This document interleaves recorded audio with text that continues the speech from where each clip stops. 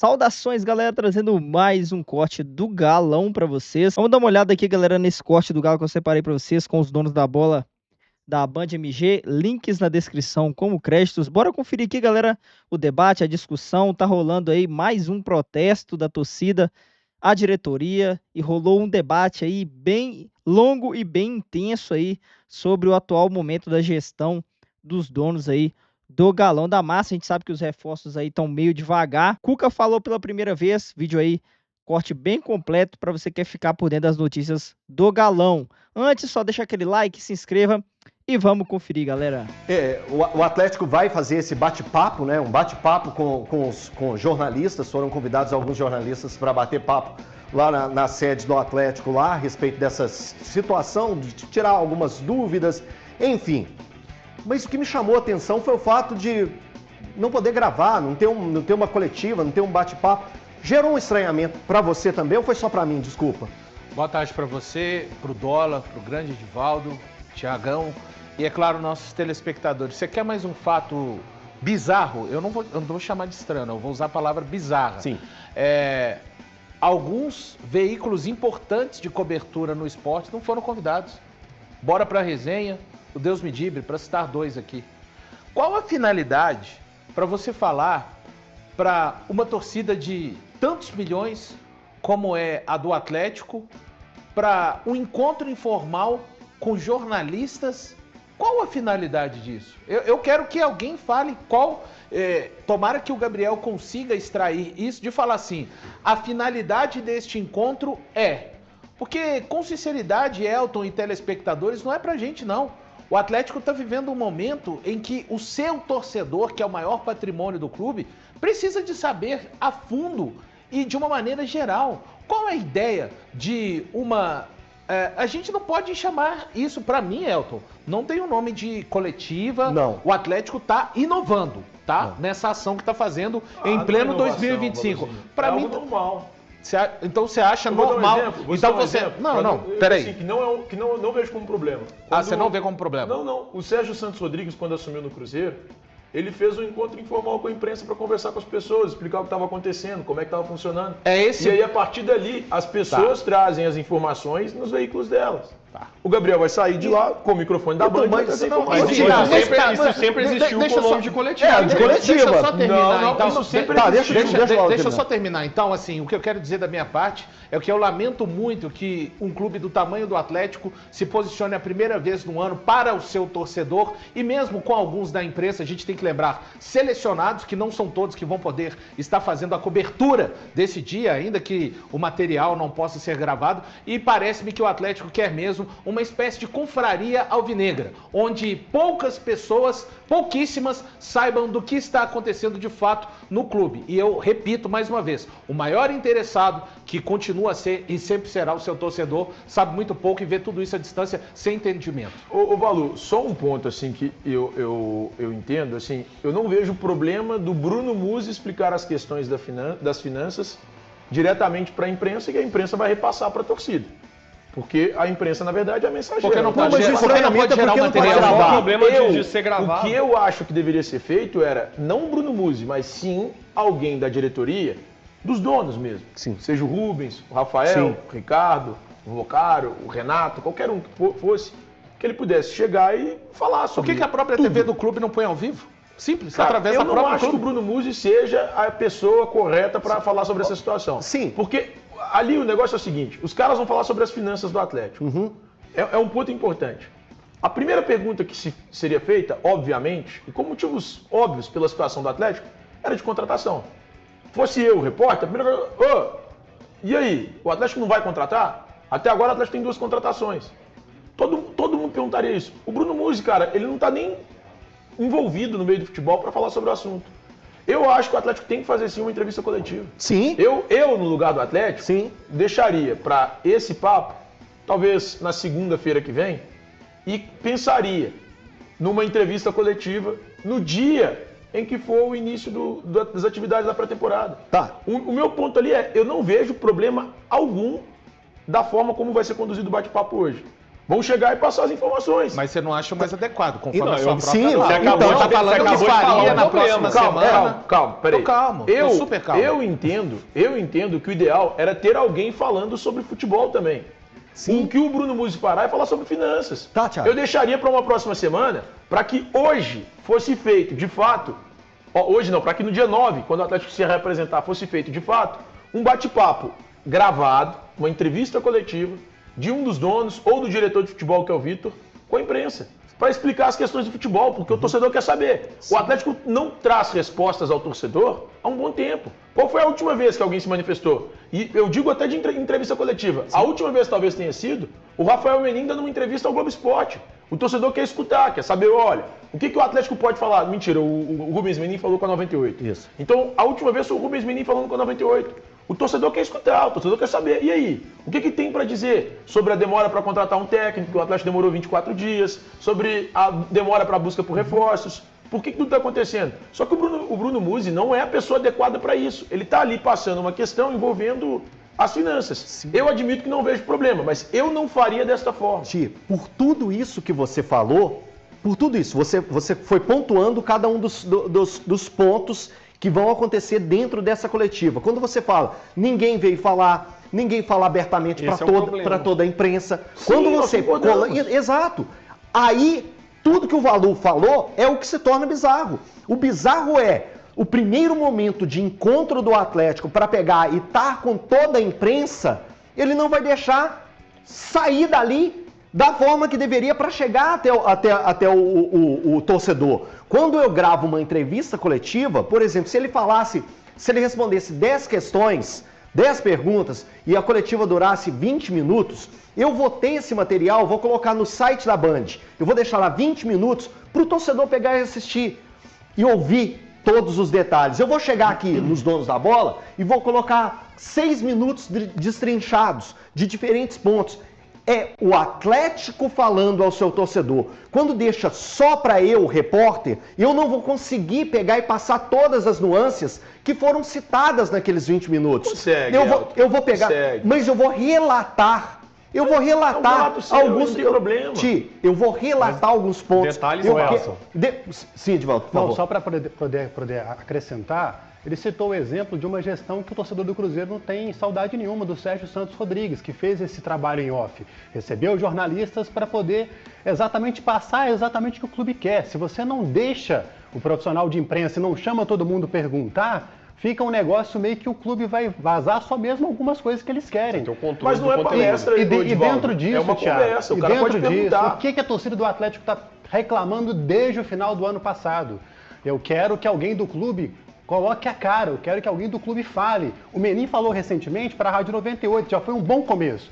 Mas a gente quer que o Menin, por exemplo, dê uma coletiva de imprensa para todo mundo. O Rafael... Responda, né, Edivaldo? Responda as perguntas. O próprio Vitor ainda não falou. A gente tem informação que o Vitor vai falar agora, por exemplo, só na reapresentação do time, com a chegada do Cook, enfim, vai falar alguma coisa. Tá chegando a hora, mas assim, fazer um trabalho desse com o Bruno Musi para explicar as finanças do Atlético que tanto se criticou, o que mais a gente vê a torcida falando, cadê os 4 Hulks? Cadê o dinheiro com a venda do shopping? E não falar isso abertamente no microfone em 20 minutos, por exemplo, para ficar no site da Band, para ficar no site de outro veículo, por exemplo. Por que não? Eu acho que é justamente uma questão de contexto, né? Primeiramente, boa tarde a todos, o pessoal que está acompanhando o programa também. É justamente quando a gente pensa o momento que o Atlético vive, o momento de cobrança do torcedor, as explicações que o torcedor cobra e que o Atlético hoje deve a eles, né? É que a gente vê o lado da bizarrice disso.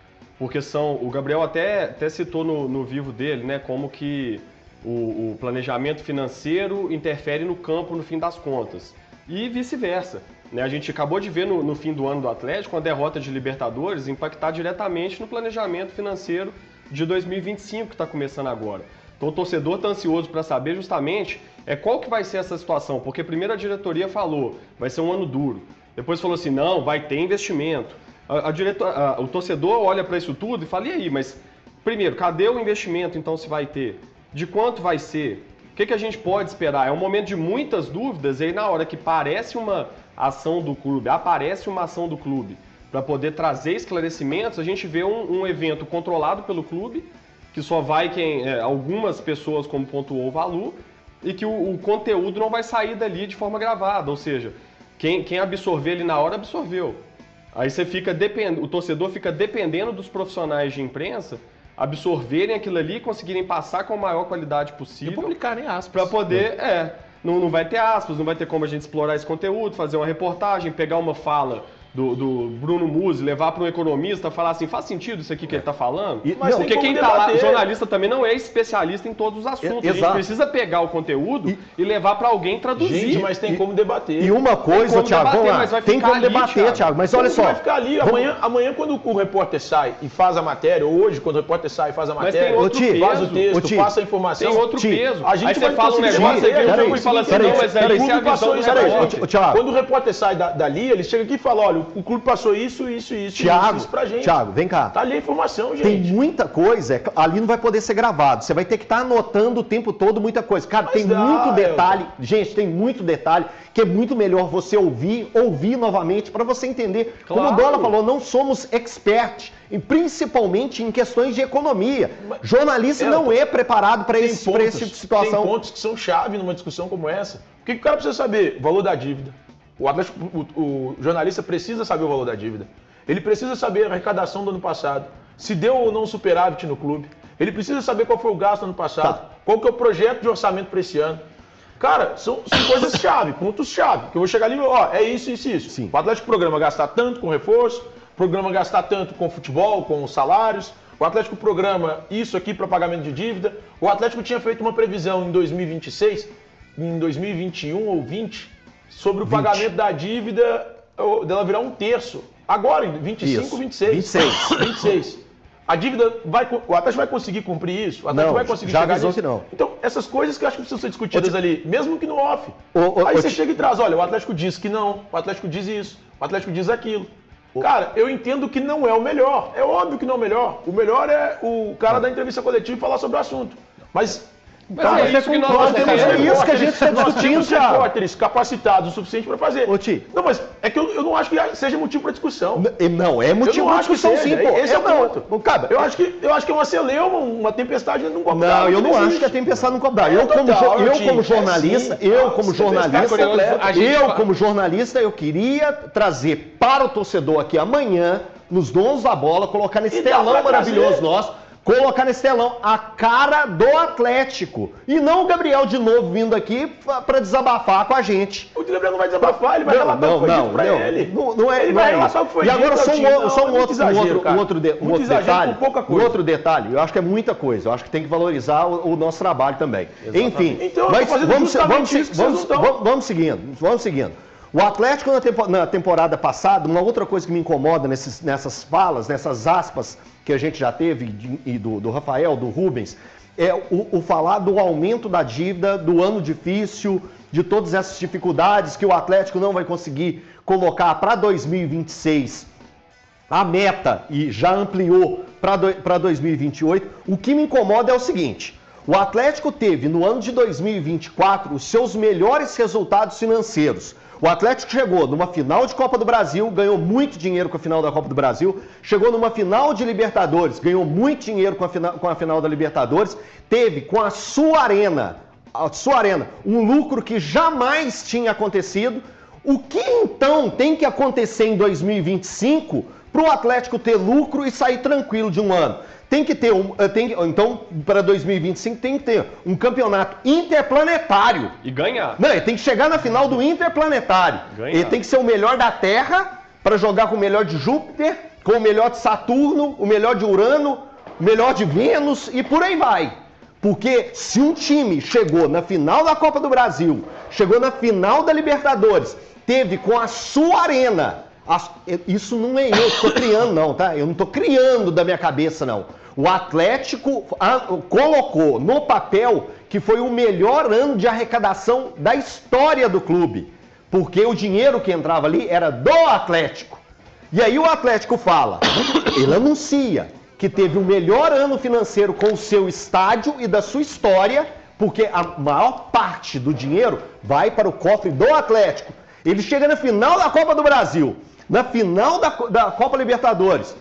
Edivaldo, por favor, me socorra. Como que o que o Atlético tem que fazer para ter um ano tranquilo de arrecadação? E com um detalhe, palavra da própria diretoria do Atlético ao longo do ano passado. A ideia e o planejamento frio do Bruno Musi, que vai dar hoje essas falas em off, eu digo do financeiro, né, que ele representa, era o Atlético chegar nas oitavas das Copas.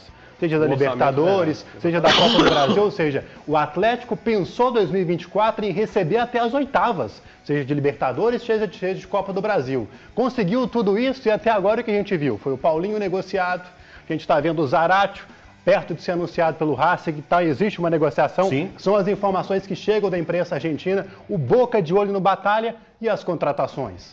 O torcedor do Atlético quer saber disso. O que o time está planejando? Agora, a diretoria pode chegar e falar assim, o negócio é o seguinte, nós não vamos investir esse ano, pronto. Chega e fala isso então. Seja pelo menos honesto, né, com os torcedores. Ou fala, nós vamos investir ainda, mas não existe ainda uma coisa muito clara. E é essa clareza, Thiago, Elton, quem está nos acompanhando, é que o torcedor cobra desde o ano passado. E aí a gente sabe que a gente vive numa cidade onde tem dois clubes que têm uma grande rivalidade. A gente pega do outro lado o Pedro Lourenço, gestor da SAF do Cruzeiro, que é totalmente transparente, vai, fala, conversa. Até demais, às vezes. Até demais, às vezes é preciso o CEO Alexandre Matos segurar um pouco. E do lado de cá, não. Tá parecendo que se inverteu, que antes a gente batia tanto no Ronaldo, porque ele não falava, só falou, inclusive, com a imprensa quando vendeu o Cruzeiro. Agora existe esse lado do Atlético. Mas, pelo menos, existe a expectativa de uma melhoria na comunicação.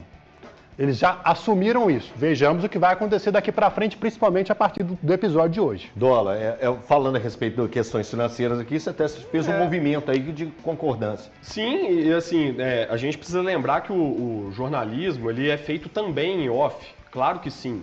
Né? O Thiago sempre também está trazendo informações que ele pega ali com uma fonte, com alguém que conta uma coisa em off, você vai atrás, os furos de reportagem surgem através de declarações feitas em off. Isso faz parte do ofício, mas não é como é feito o ofício. O jornalismo em si, ele é feito normalmente às claras, ele é feito com o REC da câmera ligado, com o REC do gravador ligado, com fotojornalismo acompanhando, com tudo às claras, né, que é a forma como a torcida pede para que a diretoria do Atlético trabalhe. E aí no primeiro movimento, na primeira demonstração de aproximação que a diretoria vai fazer no ano de 2025, ela faz ao contrário. Ela faz se fechando, selecionando quem vai participar e faz apenas ali num bate-papo informal. Esse bate-papo informal ele poderia até, de repente, acontecer numa outra circunstância. Até agora é isso, eu acho que para abrir uma temporada, para ser o primeiro movimento de uma diretoria que está sendo cobrada num momento tão importante, eu acho que foi bem infeliz esse movimento do Atlético. Eu esperava, na verdade, uma outra característica de evento e uma fala realmente transparente dos gestores do clube que estão devendo há tanto tempo. Ninguém aguenta mais esse papo, irmão. Sobre a porta de saída tá ali, velho. Vai pra casa. Ninguém aguenta mais esse papo, sobre esses valores que eu acabei de colocar aqui, Thiago, não te assusta em momento nenhum quando o Atlético consegue as melhores arrecadações e coloca que o ano de 2025 pode ser até pior que o ano de 2024. Em termos de finanças? A finanças? Ô Elton, o ponto é o seguinte, cara, o Atlético tem hoje uma dívida bilionária do estádio. Bilionária. Se o Atlético quis fazer o estádio, ele tinha que ter essa ciência. Vou fazer o estádio por conta própria, não vou ter nenhum tipo de parceria, como teve, por exemplo, no estádio do Corinthians, o financiamento do BNDES. Cara, se o Atlético quis fazer esse estádio, e, poxa, isso era o melhor, essa conta tem que ser paga. O Atlético tem que pagar essa conta em algum momento. Então, quando você olha, o Atlético arrecada muito com a bilheteria, o Atlético arrecada muito com a Copa Libertadores da América, o Atlético arrecada muito com a Copa do Brasil. O Atlético tem que pagar um gramado de 10, 12 milhões de reais que ele vai instalar agora. Por erro do Atlético. Concordamos que é erro do Atlético, mas o Atlético tem que pagar agora um gramado de 10, 12 milhões de reais. O Atlético tem que pagar o financiamento do estádio. Então, assim, o que a gente enxerga é que, assim, pelo menos na minha cabeça fica muito claro, que hoje o Atlético precisa pagar o seu estádio, pagar a dívida que tinha anteriormente. E, cara, vai acontecer isso. Mas, sinceramente, pelo que eu tenho de informação, o Atlético ainda vai contratar bons jogadores, ou pelo menos tentar a contratação de bons jogadores. Eu acho que o grande problema do Atlético hoje tem sido o trabalho na tentativa de contratações. Então, o tentar. Porque o Atlético vai lá, bate na porta do Arthur, que nós já trouxemos aqui. Sim. O Atlético foi lá e bateu na porta do Júnior Santos. O Atlético quer o Júnior Santos, mas e aí, vai contratar o Júnior Santos de fato? Os jogadores do Botafogo, de acordo com a matéria de agora do GE, estão insatisfeitos porque até agora não receberam a premiação das conquistas na temporada passada. Então, o grande problema do Atlético, na minha visão, na minha ótica hoje, tem sido, os caras, até o momento, não têm sido competentes o suficiente para acertar as contratações que eles estão se propondo a fazer. Porque quando o Atlético fala em Arthur, Soteldo, Bruno Henrique, Júnior Santos, fala no Arthur lateral direito, quando o Atlético fala até no próprio Luizão, que o pessoal brincou ontem, mas eu gosto como um zagueiro, no momento que o Atlético fala de todos esses nomes e não consegue contratar nenhum deles, o erro está sendo ali. O erro está sendo na conversão. O problema para mim não é falta de dinheiro, porque não tem falta de dinheiro no Atlético. O problema não é falta de estrutura, porque o Atlético tem estrutura. Estádio, tem os centros de treinamentos, uma baita sede. Então, qual tem sido o problema? O problema no Atlético tem sido a conversão. Chamou de incompetente na lata. E aí a gente vê a ponta. Quem está nessa ponta para tentar as contratações? O Vitor, que é o diretor de futebol. Então, para mim, o problema do Atlético tem sido único e exclusivamente ali. Ô, Valor, você queria concluir? Só para dizer que da minha parte, eu preciso ser responsável com as minhas opiniões. E uma das críticas que existiam, principalmente na gestão Ronaldo, era de um Cruzeiro muito fechado, de um Cruzeiro muito selecionado para os seus torcedores. E um dos elogios feitos aqui mesmo nesse programa, de uma maneira geral por todos nós, é de como o Pedro Lourenço e a sua gestão passou a tratar de uma maneira disso. Exatamente seguindo na mesma direção, eu não posso normalizar o que acontece no Atlético nesse primeiro contato com o seu torcedor e imprensa no ano de 2025. Aqui só Ronaldo era pensamento fracassado. Só pra gente seguir, isso aí é outra questão. O Atlético segue em busca por reforços para a temporada e o técnico Cuca falou sobre o assunto. Confira. Eu vejo assim, né? Lógico que o torcedor ele está dentro do processo do Atlético dia e noite. Eu, como estava fora, é um pouco diferente, né? Eu vejo o torcedor hoje machucado, o torcedor sentido, mas, cara, assim, na boa, eu acho que ele tem que estar muito orgulhoso também. Pode ter esses sentimentos, né, pelas perdas que tiveram nas duas finais, mas chegou em duas finais.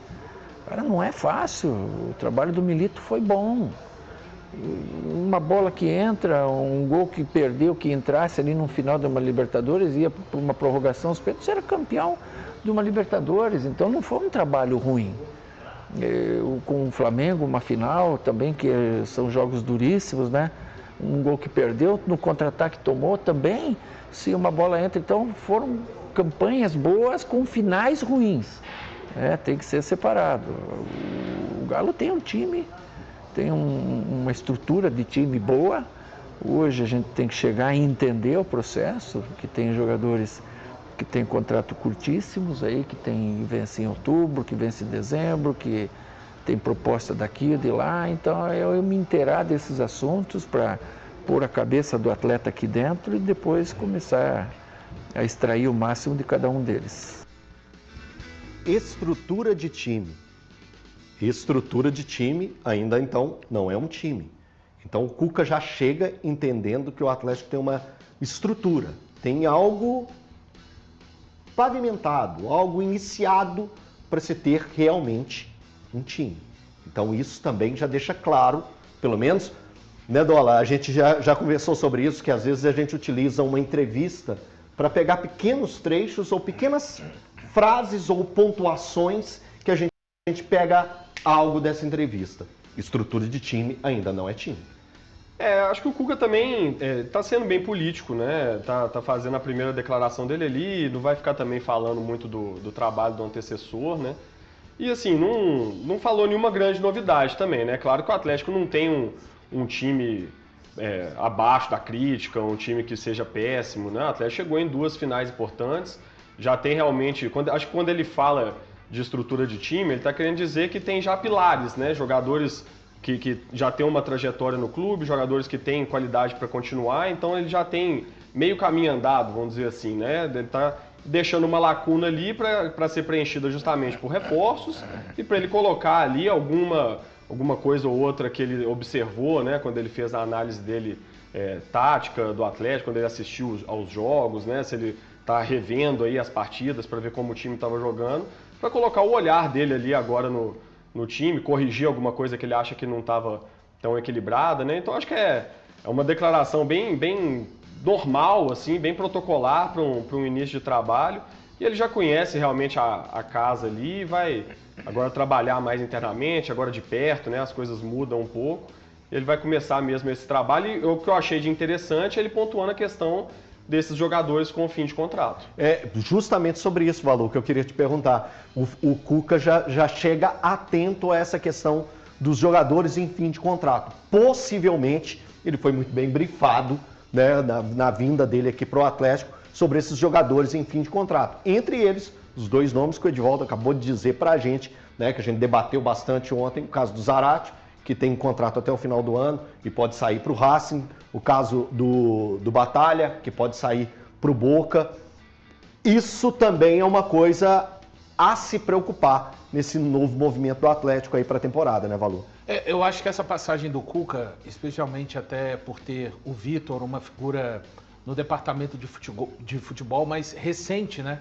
Isso não há como negar, independente da experiência que ele adquiriu trabalhando ao lado do Rodrigo Caetano, mas o Cuca, ele nessa passagem e pelo momento que vive o Atlético, um momento de descontinuidades de jogadores importantes, como o caso do Paulinho, a gente já observou também situações envolvendo o Zarate, envolvendo o próprio Batalha, enfim, ele vai ter um trabalho além do campo mais importante e que vai precisar talvez de aparecer mais do que em outras oportunidades que passou pelo Atlético. Acho que o Vitor e as pessoas do Atlético confiam muito nessa capacidade também do Cuca, não sei se o Thiago tem alguma informação a respeito, claro, técnico sempre, o principal do Cuca é montar uma boa equipe competitiva ao longo da temporada, independente do que o Atlético possa fazer ou não no mercado, e dar um padrão de jogo para essa equipe. Mas eu entendo, pelo momento que vive o Atlético, que talvez ele vai extrapolar um pouco mais esse conhecimento de futebol além das 4 linhas. Edivaldo, é um dos maiores desafios do Cuca para chegar ao Atlético. É claro que em 2011 a gente tem bem que lembrar, o Atlético estava correndo risco de rebaixamento, mas era uma realidade totalmente diferente. Depois montou um grande time para 2012 e acabou sendo campeão da Libertadores em 2013. Mas é um desafio hoje a gente ver o Cuca chegando no Atlético com todas essas desconfianças que existem de parte da torcida do Atlético. Com certeza. O extracampo influencia, a torcida do Atlético está desconfiada. A gente falou sobre essa questão da diretoria do Atlético, comunicação, investimento ou não. Por outro lado, tecnicamente, no campo, ter um cara como o Cuca, que conhece o clube, sabe montar bons times, vai ajudar bastante o Atlético neste momento. E ele falou sobre essa questão da estrutura. E é fácil a gente observar isso dentro dessa fala, porque uma coisa, até dar só uma cutucadinha aqui, uma coisa a gente ouviu o Cuca falando, outra coisa é ouvir eu falando e você falando o que o Cuca disse ou não. Sim. E aí isso ajuda bastante. A gente tem o Everson tá no gol, na lateral direita tem o Saravia, quem vai ser o reserva? O Saravia vai ser titular? Essa é a questão. Batalha, vai ficar? Se ficar.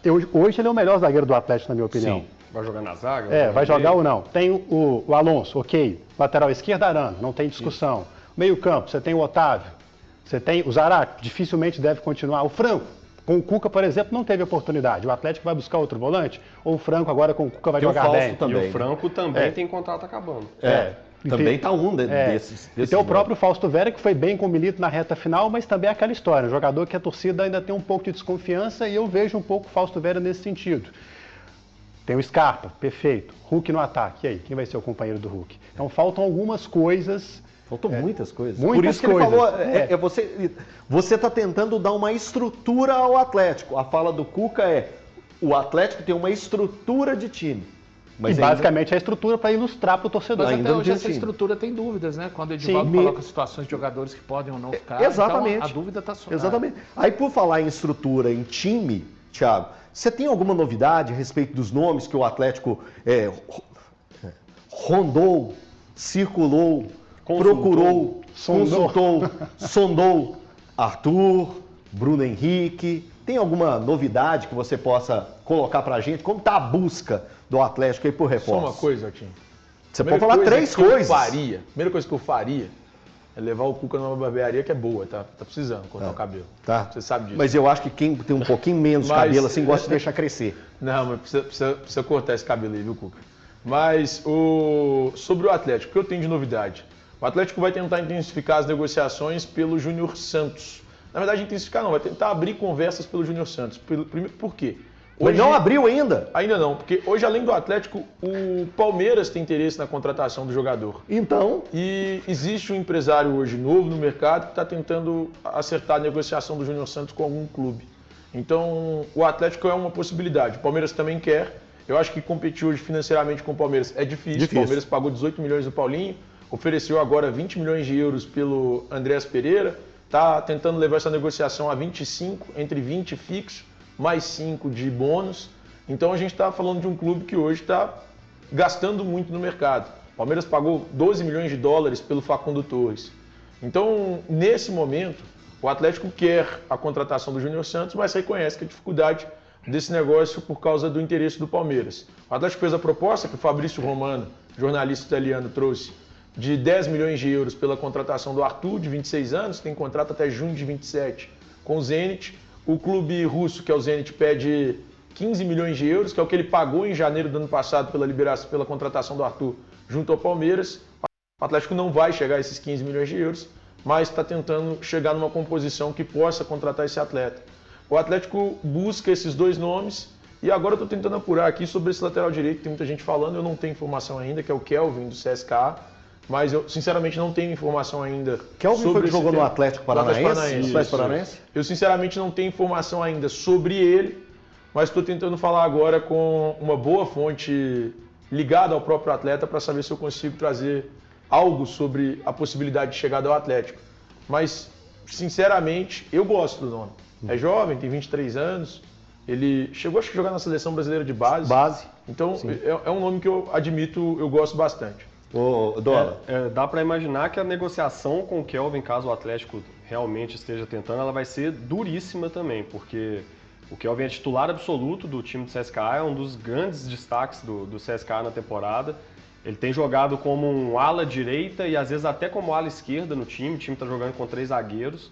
O Kelvin já tem 5 participações em gols e, curiosamente, ele tem 3 gols marcados. Das 5 participações são 3 gols e 2 assistências. Ele foi o melhor em campo em algumas partidas já do campeonato russo.